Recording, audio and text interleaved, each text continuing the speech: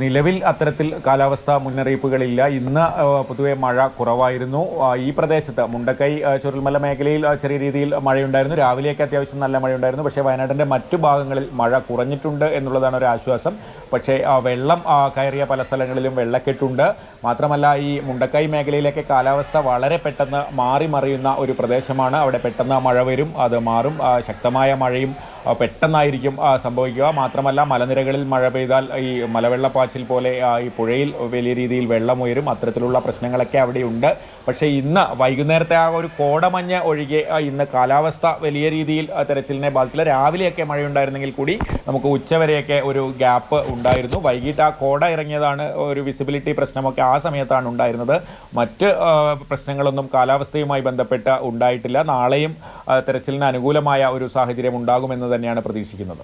മാധു, ഈ പാലത്തിലൂടെ സേന താൽക്കാലികമായി ഉണ്ടാക്കിയിരിക്കുന്ന പാലത്തിലൂടെ 100-ലധികം പേരെ രക്ഷപ്പെടുത്തിയെന്നാണ് ഏറ്റവും അവസാനം ഏതാണ്ട് 8:15 മണിയോടുകൂടി സേന അറിയിക്കുന്നത്.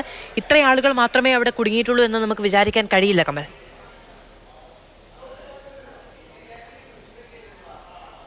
അവിടെ തീർച്ചയായും കൂടുതൽ ആളുകളുണ്ട്. കാരണം വരുന്നവരൊക്കെ അതാണ് പറയുന്നത്. ഞങ്ങളുടെ കൂടെയുള്ള ആളുകളെ പലരുടെയും ബന്ധുക്കളെ മിസ്സായവരുണ്ട്, അയൽക്കാരെ മിസ്സായവരുണ്ട്, പരിചയമുള്ള ആളുകളെ കാണാത്തവരുണ്ട്, പലരെയും കോൺടാക്ട് ചെയ്യാൻ പറ്റുന്നില്ല. അത്തരത്തിൽ കൂടുതൽ ആളുകൾ എന്തായാലും അവിടെ ഉൾപ്പെട്ടിട്ടുണ്ട് എന്നുള്ളത് തന്നെയാണ് ഉറപ്പിക്കാനാവുക. അത്രയും അധികം ആളുകൾ അവിടെ ഉണ്ട് എന്ന് തന്നെയാണ് പറയുന്നത്.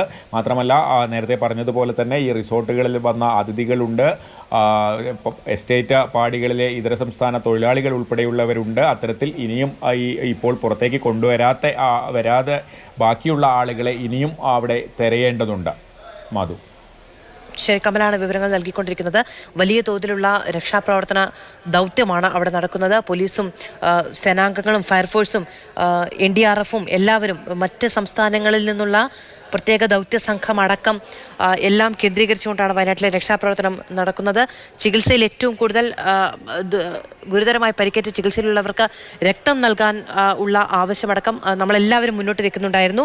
വിവിധ രാഷ്ട്രീയ പാർട്ടികളുടെ യുവജന സംഘടനകളെല്ലാം അതിൽ പങ്കാളികളാകുന്നുണ്ട്. പലരും ഈ പറയുന്ന ബ്ലഡ് ബാങ്കിന് മുന്നിൽ ക്യൂ നിൽക്കുന്ന കാഴ്ചകൾ കാണാറുണ്ട് എന്നൊക്കെ എല്ലാവരും ഫേസ്ബുക്കിൽ കുറിക്കുന്നു. നഷ്ടപ്പെട്ട ജീവനുകൾ വീണ്ടെടുക്കാൻ കഴിയില്ല, പക്ഷേ ജീവന് വേണ്ടി പോരാടുന്നവരെ, ജീവന് വേണ്ടി നമ്മുടെ നേർക്ക് കൈനീട്ടുന്നവരെ ഒക്കെ നമുക്ക് രക്ഷിച്ചെടുക്കാൻ കഴിയും. അതിനുവേണ്ടി ഒരു സമൂഹം എന്ന നിലയിൽ ഒരുമിച്ച് നിന്ന് പ്രവർത്തിക്കേണ്ടുന്ന മണിക്കൂറുകളിൽ കൂടി തന്നെയാണ് നമ്മൾ കടന്നു പോകുന്നത്. കമൽ വിവരങ്ങളുമായി നമ്മളോടൊപ്പം തുടരുന്നുണ്ട്.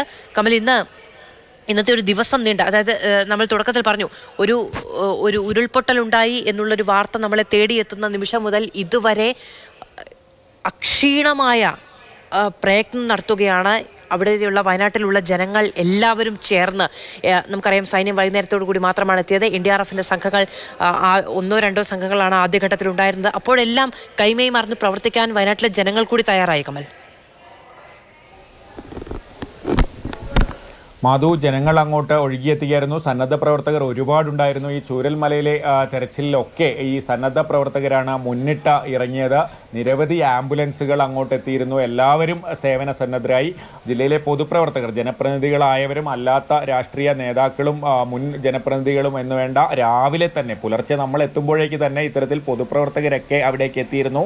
തൊട്ടടുത്ത പ്രദേശത്ത് നിന്ന് മേപ്പാടിയിൽ നിന്നൊക്കെ ആളുകൾ പുലർച്ചെ തന്നെ ഈ രക്ഷാപ്രവർത്തനത്തിന് അവിടേക്ക് എത്തിയിരുന്നു. അത്തരത്തിൽ എല്ലാ മേഖലയിലുള്ളവർ, ഉദ്യോഗസ്ഥരാണെങ്കിലും വിവിധ വകുപ്പുകൾ, ഫയർഫോഴ്സും പോലീസും വനം വകുപ്പൊക്കെ പ്രത്യേകിച്ച് വനമേഖലയാണ്. മുണ്ടക്കൈയിലൊക്കെ രക്ഷാപ്രവർത്തനത്തിൽ വനം വകുപ്പിനും ഒരുപാട് റോളുണ്ടായിരുന്നു. അവരുടെ ആളുകളുണ്ടായിരുന്നു, ഫയർഫോഴ്സ് ഉണ്ടായിരുന്നു. NDRF-ന്റെ ജില്ലയിൽ ക്യാമ്പ് ചെയ്യുന്ന സേന രാവിലെ തന്നെ അങ്ങോട്ടെത്തി. ഇത്തരത്തിൽ ഈ ഉദ്യോഗസ്ഥ സർക്കാർ സംവിധാനങ്ങളും ജനപ്രതിനിധികളും പൊതുപ്രവർത്തകരും സാധാരണക്കാരും എല്ലാം ഒത്തുചേർന്നുള്ള ഒരു പ്രവർത്തനമാണ് ഇന്ന് കണ്ടത്. പക്ഷേ നമുക്ക് മറുകരയിലേക്ക് പോകാൻ ഉള്ള ഒരു സംവിധാനം ഒരുക്കാൻ ആർക്കും കഴിയില്ല. അത് സൈന്യം എത്തുന്നതുവരെ കാത്തിരിക്കേണ്ടി വന്നു. അത് പക്ഷേ രാവിലെ തന്നെ ആ കാര്യം ജനപ്രതിനിധികൾ തിരിച്ചറിഞ്ഞിരുന്നു. ആവശ്യം പുലർച്ചെ തന്നെ മുഖ്യമന്ത്രിക്ക് മുന്നിൽ എത്തിച്ചിരുന്നു. അതുകൊണ്ട് വൈകുന്നേരമെങ്കിലും അതിനുള്ള ഒരു സംവിധാനം ഒരുക്കുന്ന സാഹചര്യമുണ്ടായി.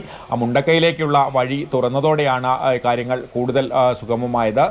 ഇനിയും ഒരുപാട് കാര്യങ്ങൾ ചെയ്യാനുണ്ട്. പക്ഷേ എങ്കിലും അവിടെ നിന്ന് സഹായം അഭ്യർത്ഥിച്ച ആളുകളെയൊക്കെ പുറത്തെത്തിക്കുന്ന ഒരു സാഹചര്യം ഉണ്ടാക്കാനായി. മാധു, ശരി, കമലാണ് വിവരങ്ങൾ നൽകിക്കൊണ്ടിരിക്കുന്നത്. മുണ്ടക്കൈ മേഖലയിലേക്ക് താൽക്കാലികമായ ഒരു പാലം സൈന്യം തയ്യാറാക്കിയിട്ടുണ്ട്. അവിടെ നിന്ന് ഏതാണ്ട് 100ഓളം പേരെ അവിടെ നിന്ന് പുറത്തേക്ക് എത്തിക്കാൻ സാധിച്ചു എന്നുള്ളതാണ് സൈന്യം ഏറ്റവും അവസാനം അറിയിച്ചത്.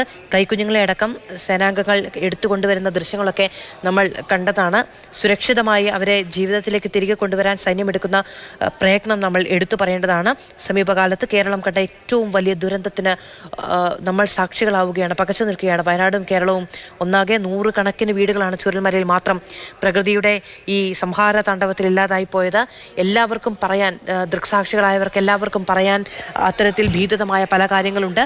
സ്വന്തം കൂട്ടുകാർ, ബന്ധുക്കൾ ഒക്കെ നഷ്ടപ്പെട്ടു പോയി, കൺമുന്നിൽ നഷ്ടപ്പെട്ടു പോയി, വീടുകളടക്കം നഷ്ടപ്പെട്ടു പോയി. ഇന്ന് രാവിലെ നമ്മളോട് സംസാരിക്കുന്ന സമയത്ത് അഷ്റഫ് എന്ന് പറയുന്ന ഒരാൾ പറയുകയാണ്, ആദ്യത്തെ പൊട്ടൽ ഉണ്ടായതിനു ശേഷം കയ്യിൽ കണ്ടവരെ എല്ലാവരെയും പിടിച്ച് കയറ്റിക്കൊണ്ടൊരു കെട്ടിടത്തിന് മുകളിലേക്ക് കയറി നിൽക്കുകയാണ്. പക്ഷെ അപ്പോഴാണ് രണ്ടാമത്തെ പൊട്ടൽ ഉണ്ടാകുന്നത്. അത് കുറച്ചുകൂടി തീവ്രമായിരുന്നു. ആദ്യത്തെ പൊട്ടലുമായി ബന്ധപ്പെട്ട് നോക്കുമ്പോൾ കൂടുതൽ ഇരട്ടിയോ അതിലിരട്ടിയോ ശക്തിയിലാണ് ആ രണ്ടാമത്തെ ഉരുൾപൊട്ടൽ ഉണ്ടാകുന്നത്.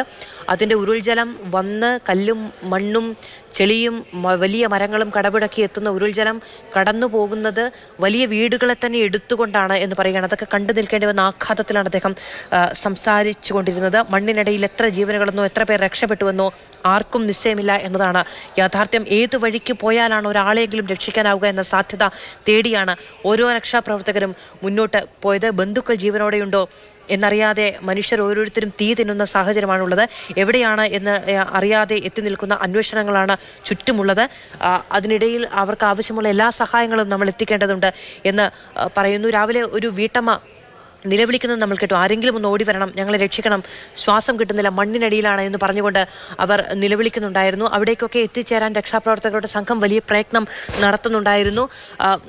ഒരു പുഴ അങ്ങനെ തന്നെ വളരെ ശക്തിയിൽ കുത്തിയൊലിച്ച് ഒഴുകുന്നു. അതിനപ്പുറത്ത് ആ പുഴ ഗതിമാറി ഒഴുകി വലിയ ചെളിക്കൂന ഉണ്ടാക്കിയിരിക്കുന്നു. അതിന് ഉരുൾപൊട്ടി വന്നിരിക്കുന്ന വലിയ മരക്കഷ്ണങ്ങൾ, വലിയ പാറകൾ, നമുക്കൊന്നും ചിന്തിക്കാൻ കഴിയാത്ത വലിപ്പത്തിലുള്ള പാറകൾ, കല്ലിൻ കഷ്ണങ്ങൾ, പൊട്ടിത്തകർന്നതും അല്ലാത്തതും, അതിനിടയിൽ ചെളിയുടെ വലിയ കുഴികൾ, കാലെടുത്ത് വെച്ചാൽ പുതഞ്ഞു പോകുമെന്ന് ആശങ്കപ്പെടുന്ന പ്രകൃതി ഉണ്ടാക്കിയിരിക്കുന്ന ചതിക്കുഴികൾ, അങ്ങനെ പലതും. അതിനപ്പുറത്തേക്ക് ഇന്ന് രാവിലെ മണിക്കൂറുകളോളം അരുൺ എന്ന് പറയുന്ന ഒരു മനുഷ്യൻ മണിക്കൂറുകളോളം ചെളിക്കുഴിയിൽ അകപ്പെട്ട് അവിടെ നിന്നൊന്ന് എഴുന്നേൽക്കാൻ കഴിയാതെ നിൽക്കുന്നുണ്ടായിരുന്നു. രാഘവൻ എന്ന ബ്ലോക്ക് പഞ്ചായത്ത് മെമ്പർ നമ്മളോട് തത്സമയം ആ സമയത്ത് സംസാരിക്കുന്ന സമയത്ത് അദ്ദേഹത്തിന് കാണാൻ കഴിയുന്നുണ്ട്. 100 മീറ്ററിന് അപ്പുറത്തൊരു മനുഷ്യൻ ജീവന് വേണ്ടി പോരാടിക്കൊണ്ടിരിക്കുകയാണ്. പക്ഷെ ഒന്നും ചെയ്യാൻ കഴിയുന്നില്ല. ഒരു പുഴ, അതിനപ്പുറത്ത് വലിയ ചളിക്കുഴി, അതിനപ്പുറത്താണ് ഈ മനുഷ്യനുള്ളത്. 100-150 മീറ്റർ മാത്രം അപ്പുറത്ത്. പക്ഷെ ഒന്നും ചെയ്യാൻ കഴിയുന്നില്ല. ഒരു വടം കെട്ടി എറിയാൻ പോലും കാലുറപ്പിച്ച് നിൽക്കാൻ കഴിയുന്ന ഒരു പ്രദേശവും ആ വിടവിനുള്ളിൽ അവശേഷിക്കുന്നില്ല എന്നുള്ള നിർഭാഗ്യകരമായ നിസ്സഹായമായ സാഹചര്യത്തിൽ നിന്നുകൊണ്ടാണ് മനുഷ്യൻ വീണ്ടെടുപ്പിനുള്ള ശ്രമങ്ങൾ ഇന്ന് രാവിലെ മുതൽ നടത്തിക്കൊണ്ടിരുന്നത്. എല്ലാവരും, വയനാട്ടിൽ പ്രിയപ്പെട്ടവരെല്ലാവരും വ്യക്തിപരമായി, ഇതാ നമുക്ക് പോലും എൻ്റെ സഹോദരി എവിടെയാണ്, രാവിലെ എഴുന്നേൽക്കുമ്പോൾ ആദ്യം വിളിക്കുന്നത് എന്താണ് സാഹചര്യം എന്നറിയാൻ വേണ്ടിയിട്ടാണ്. അപ്പോൾ അവിടെ നിന്ന് ഒരു ആശ്വാസത്തിൻ്റെ ഒരു മറുപടി കിട്ടാൻ വേണ്ടി കാത്തിരിക്കുന്നവരാണ് കേരളത്തിലുള്ള എല്ലാവരും. അവനവൻ്റെ പ്രിയപ്പെട്ടവർ, ബന്ധുക്കൾ സുരക്ഷിതരാണ് എന്നൊരു വാക്കിൻ്റെ ഉറപ്പിന് വേണ്ടി ശ്രമിക്കുന്ന സമയത്ത് അപ്പുറത്തൊരു ഫോൺ ബെല്ലടിക്കുന്നില്ല എങ്കിൽ, അതിന് മറുപടി കിട്ടുന്നില്ല എങ്കിൽ, സുരക്ഷിതരാണ് എന്നൊരു പേര് കിട്ടുന്നില്ല, എന്നൊരു ഉറപ്പ് കിട്ടുന്നില്ല എങ്കിൽ ആ ആശങ്ക എത്രത്തോളമാണ് എന്ന് പറഞ്ഞറിയിക്കേണ്ടതില്ലല്ലോ. അത് പേറിയാണ് കേരളമെമ്പാടുമുള്ള പ്രിയപ്പെട്ടവർ നിൽക്കുന്നത്.